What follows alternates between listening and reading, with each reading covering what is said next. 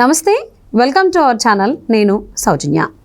APCS Jawahar Reddy పైన వేటు పడేటువంటి అవకాశం ఉందని గత కొన్ని రోజులుగా వింటూనే ఉన్నాం. సో అతి త్వరలోనే అంటే మోదీ రోడ్ షో అయిపోయే లోపే ఆయన మీద పడితే వేటు పడుతుందో లేకపోతే ఇంకా లేదు అనేటువంటి వార్తలు కూడా కథనాలుగా మనం వింటూనే ఉన్నాం. అసలు ఇంతకీ సిఎస్ పైన వేటు పడేటువంటి అవకాశానికి ఎన్ని అవకాశాలు ఉన్నాయి, ఏంటి, ఏ అంశాలు దానికి దోహదపడుతున్నాయి? ఈ అంశానికి సంబంధించి మనతో మాట్లాడడానికి, వారి విశ్లేషణని మనతో పంచుకోవడానికి ఈరోజు మనతో పాటు ఉన్నారు senior journalist, senior political analyst CS Rao గారు ఉన్నారు. వారితో మాట్లాడదాం. నమస్తే రావు గారు. నమస్తే. సిఎస్ జవహర్ రెడ్డి పైన ఈసీ వేటు వేసేటువంటి అవకాశం ఉందని చెప్పి ఎప్పటి నుంచో వింటూనే ఉన్నాం. అదిగో వస్తుంది అని కూడా అంటూనే ఉన్నారు అందరూ కూడా. కానీ ఇక్కడ ఏంటంటే అసలు ఒకవేళ జవహర్ రెడ్డి పైన ఈసీ వేటు వేస్తే ఏ అంశాలు దోహదపడుతున్నాయి, ఏ అంశాలను బట్టి ఆయన పైన వేటు వేసేటువంటి అవకాశం ఉంది అంటారు? ఇప్పుడు చీఫ్ సెక్రటరీగా ఉన్నటువంటి జవహర్ రెడ్డిని బదిలీ చేయడానికి 1,00,000 కారణాలు ఉన్నాయి. ఒకటి కాదు, అనేకమైనటువంటి కారణాలు ఉన్నాయి. అసలు ఆయన ఎందుకు బదిలీ చేయట్లేదు అని చెప్పి విపక్షాలు ప్రశ్నిస్తూ ఉన్నాయి. ప్రతిరోజు ప్రశ్నిస్తూ ఉన్నాయి. ఇదే ప్రశ్నలు డీజీపీ విషయంలో కూడా వేశారు. జవహర్ రెడ్డి అలానే ఉన్నారు. రాజేంద్రనాథ్ రెడ్డిని అయితే ఎట్టకేలకు బదిలీ చేశారు. కానీ జవహర్ రెడ్డి అయితే కొనసాగుతున్నారు. ఈ జవహర్ రెడ్డిని ఎప్పుడెప్పుడు బదిలీ చేస్తారా అని చెప్పి విపక్షాలు విధులు చూస్తున్నాయి. కారణం ఏంటంటే ఈయన మీద ఉన్నటువంటి కంప్లైంట్లు అనేకం ఉన్నాయి. కేంద్ర ఎన్నికల కమిషన్ దగ్గర, రాష్ట్ర ఎన్నికల కమిషన్ దగ్గర అనేకమైనటువంటి ఆరోపణలు ఉన్నాయి. ఆరోపణలు పక్కన పెడితే కొత్త ఆరోపణలు వచ్చినాయి. ఇప్పుడు కొత్త చేరినాయి. ఏంటి ఆరోపణలు? బలమైనటువంటి కారణాలు ఏంటి? ఆయన బదిలీ చేయడానికి ఉన్నటువంటి బలమైనటువంటి కారణాలు ఇప్పుడు ఏమున్నాయని అంటే, వాస్తవంగా జగన్మోహన్ రెడ్డికి ఆయన అనుకూలంగా వ్యవహరిస్తున్నాడు అనేది సామాన్యులకు కూడా అర్థమైపోయింది. ఇప్పుడు తాజాగా చూసుకుంటే కనుక గత ఏడాది పంట నష్టం జరిగింది. పంట నష్టం జరిగినప్పుడు గత ఏడాది దానికి పంట రాయితీ అనేది ఇవ్వాలి. ఆ పంట రాయితీకి సంబంధించినటువంటి అమౌంట్ ఎప్పుడో మార్చి 1వ తారీఖుని ఇవ్వాలి. దానికి సంబంధించినటువంటి బటన్ అప్పుడే నొక్కాడు జగన్మోహన్ రెడ్డి. కానీ డబ్బులు పడకుండా ఆపారు వ్యూహాత్మకంగా. ఎవరు ఆపారు?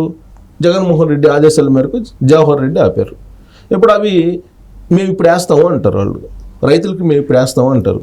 800 కోట్లు పైగా, 840 కోట్లు ఏమున్నాయి. 840 కోట్లు పంట రాయితీ వేయాలి రైతులకి. అది ఎప్పుడో మార్చి 1వ తారీఖున బటన్ నొక్కితే జగన్మోహన్ రెడ్డి ఇప్పటి వరకు పడలేదు. మేము ఇప్పుడు వేస్తామని అంటారు.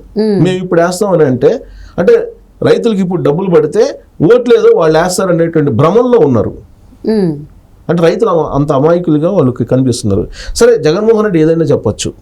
ఒక ఎగ్జిక్యూటివ్ హెడ్గా ఆయన ఈ ఎలక్షన్ టైంలో అప్పుడు నిలిపేసినటువంటి ఫండ్స్ని ఇప్పుడు ఎందుకు ఇవ్వాలి? అసలు ఆ బటన్ అప్పుడు నొక్కినప్పుడు అప్పుడు ఎందుకు పడలేదు డబ్బులు? మార్చి 1వ తారీఖు ఎక్కడ? ఇప్పుడు మే 7, ఇవాళ 6వ తారీఖు, అంతేనా? మే 6వ తారీఖు. సో మే 6 కదా. ఇప్పుడు అప్పటి నుంచి ఇప్పటి వరకు డబ్బులు పడలా. డబ్బులు అంటే కావాలని వ్యూహాత్మకంగా ఆపారు వాళ్ళు ఎలక్షన్ టైంలో వేయటానికి. దాని మీద ఎన్నికల కమిషన్ నో అంది. చూసారా, చంద్రబాబు నాయుడు అడ్డుకొట్టాడు, అందుకే మేము వేయట్లేదని IVRS కాల్స్ ద్వారా మళ్ళీ ఫోన్లు చేసి రైతులకి మేము ఇవ్వాలనుకున్నాం మీకు పంట రాయితీ డబ్బులు, కానీ చంద్రబాబు నాయుడు అడ్డుపడుతున్నాడు. మొన్నటి వరకు ఏం చేశారు?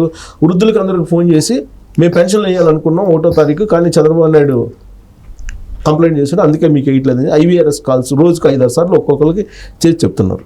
దాని మీద కంప్లైంట్ చేస్తే ఇప్పటి వరకు FIR చేయాలి. ఇప్పటివరకు FIR చేయకుండా IVRS కాల్స్ మీద తాత్సారం చేస్తూ ఉన్నారు. అయిపోయింది. ఫీజు రియంబర్స్మెంట్ దాదాపు అదొక 650 కోట్ల రూపాయలే ఉంది. ఆ ఫీజు రియంబర్స్మెంట్కి సంబంధించి కూడా మార్చి 16వ తారీఖున 15వ తారీఖున బటన్ నొక్కాడు. అప్పుడే పడాలి కదా, ఏప్రిల్ అన్నా పడాలి కదా, షెడ్యూల్ రాకముందన్నా పడాలి కదా. అప్పటి నుంచి వేయకుండా ఇప్పుడు మేము ఫీజు రియంబర్స్మెంట్ డబ్బులు వేస్తాం అంటాడు. వేస్తామని చెప్పి అడిగారు. ఎలక్షన్ కమిషన్కి పర్మిషన్ అడిగితే నో అంది ఎలక్షన్ కమిషన్ నో అంటే అప్పుడు చంద్రబాబు నాయుడు ఆపిచ్చేసాడని చెప్పి మళ్ళీ ఇది ఒక స్టూడెంట్స్కి అందరూ ఫోన్ చేసి, లేదా స్టూడెంట్స్ పేరెంట్స్కి ఫోన్ చేసి చంద్రబాబు నాయుడు ఆపిచ్చాడు మీ ఫీజు రియంబర్స్మెంట్ పడకుండా అని చెప్పి IVRS కాల్స్ ద్వారా ప్రచారం. అంటే ఇది స్టూడెంట్స్ ఓట్లు వేస్తారండి. అంటే ఇంతకాలం పాటు ఆపడానికి కారణం ఎవరు? అది షెడ్యూల్ ప్రకారం డబ్బులు ఆ రోజే పడిపోవాలి, లేదా ఒక రోజు 2 రోజులు, ఒక వారం. కరెక్ట్గా ఎలక్షన్ కోడ్ వచ్చే 1 day బిఫోర్ 2 days బిఫోర్ మహిళలకు సంబంధించి ఆసరా అనే ఒక పథకం ఉంది, అది కూడా నొక్కారు. అప్పుడు కూడా 2 రోజులైనా కానీ పడలేదే. లేదు, అది పడకపోవడానికి కారణం ఏంటి? ఎందుకు ఆపారు మీరు అసలు డబ్బులుండి కూడా? అదే టైంలో వైఎస్ఆర్ కాంగ్రెస్ పార్టీకి సంబంధించిన కాంట్రాక్టులు 13,000 కోట్ల రూపాయలు డబ్బులు ఇచ్చారు. పెండింగ్ బకాయిలు, పెండింగ్లో ఉన్నటువంటి కాంట్రాక్ట్ బిల్లులు, బకాయిలు కాదు బిల్లులు, కాంట్రాక్ట్ బిల్లులు మీరు వైఎస్ఆర్ కాంగ్రెస్ పార్టీకి సంబంధించినటువంటి వాళ్ళకి ఇచ్చినటువంటి వాళ్ళు మరి వీళ్ళకి ఎందుకు ఇవ్వలేదు డబ్బులు? బటన్ ఇప్పుడు నొక్కారు కదా, ఇప్పుడు దాకా ఎందుకున్నారు అంటే దీని వెనక హిడెన్ ఎజెండా ఉందా లేదా? ఆ హిడెన్ ఎజెండాకి సహకరించింది ఎవరు?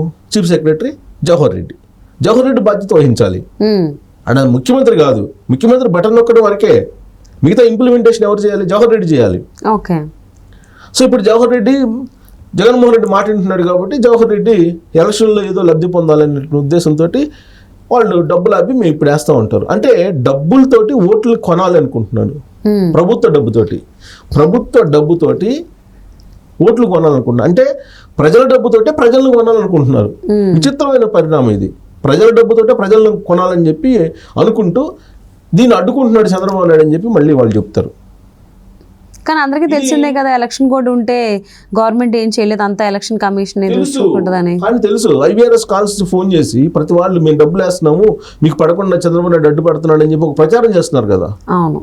ఇప్పుడు వాళ్ళల్లో ఒక 10 మంది ఉంటే ఒకళ్ళు ఇద్దరు నమ్మే వాళ్ళు ఉంటారు కదా. అందరూ నమ్మకుండా ఉంటారు కదా. ఒక 4 సార్లు చెప్తే అబద్ధమైన నిజం అనేది ఆలోచిస్తారు కదా. అవును, ఆ పని చేస్తున్నారు వాళ్ళు. సో దీని అందరూ కాని ఎవరు? జవహర్ రెడ్డి. ఓకే. జవహర్ రెడ్డి ప్రధానమైనటువంటి సూత్రధారి. దానికి పాత్రధారి జవహర్ రెడ్డి అయితే సూత్రధారి జగన్మోహన్ రెడ్డి అయితే వీళ్ళిద్దరు కలిసి ఆడుతున్నటువంటి గేమ్ ఇది. ఈ గేమ్లో స్టూడెంట్స్ బలైపోతున్నారు, రైతులు బలైపోతున్నారు, వృద్ధులు బలైపోతున్నారు. ఏప్రిల్లో 33 మంది పెన్షన్లు తీసుకోవడానికి వచ్చి చనిపోవడానికి కారణం ఎవరు అనేది ఆంధ్రప్రదేశ్ ప్రజలు చెప్తారు కదా, జవహర్ రెడ్డి అని. తర్వాత మళ్ళీ ఇప్పుడు మేలో పెన్షన్లు బ్యాంకులకు వేసి దాన్ని టిపికల్ చేసిన ఇష్యూని ఎవరైనా సమస్య వస్తే ఆ సమస్యని ఈజీగా పరిష్కరిస్తారు అధికారి ఎవరైనా సరే. పరిష్కరించాలి, అది బాధ్యత. ఎందుకంటే ప్రజల డబ్బుని జీతం రూపంలో ప్రతి నెల తీసుకుంటున్నావు. వాళ్ళ డబ్బు వాళ్ళ శ్రమ అనుభవిస్తూ నువ్వు ఏసీ రూల్లో కూర్చొని ఇష్టం వచ్చినట్టు చేస్తున్నావు కదా. వాళ్ళు ఇబ్బంది పెట్టకుండా ఉండేలాగా నువ్వు పరిపాలన అందించాలి కదా. అలా కాకుండా బ్యాంకులు వేసేసి బ్యాంకుల చుట్టూ తిప్పుతూ గ్రామ వార్డు సచివాలయాల దగ్గర బ్యాంకుల దగ్గర గ్రామ వార్డు సచివాలయాలు ఎక్కువ, బ్యాంకులు ఎక్కువ సంఖ్య, అదంతా తెలియదు. ఆ మాత్రం తెలుసు కదా. ప్లస్ గ్రామ వార్డు సచివాలయాల సిబ్బంది ఉన్నారు, సెక్రటరీస్ ఉన్నారు. వాళ్ళందరితోటి డైరెక్ట్గా పంపించి పెన్షన్లు ఇవ్వడానికి అవకాశం ఉన్నప్పటికీ కూడా ఆ వ్యవస్థను ఉపయోగించుకోకుండా జగన్మోహన్ రెడ్డికి ఏదో లబ్ధి చేకూర్చాలని చెప్పి నువ్వు పెన్షన్ని బ్యాంకులు వేయించావా లేదా? ఈ కాజులు చాలు కదా. లేటెస్ట్ కాజులు నేను చెప్పాను, ఫీజు రీయింబర్స్మెంట్ కానీ లేదా పంట రాయితీకి సంబంధించిన అమౌంట్ కానీ ఇవన్నీ పడకుండా చేసి అడ్డుకున్నారు. తర్వాత ఇప్పుడు బదిలీలకు సంబంధించి కూడా అనేక ఇప్పుడు ఆల్రెడీ పోస్టల్ ఓటింగ్ విషయంలో ఏ విధంగా సర్కస్ చేశారో చూసాం మనం. ప్రభుత్వం నుంచి కొంతమంది ఆర్ఓలు కానీ కొంతమంది పోలింగ్ ఆఫీసర్స్ కానీ సర్కస్ చేశారు జగన్మోహన్ రెడ్డికి అనుకూలంగా ఏదో చేయడానికి.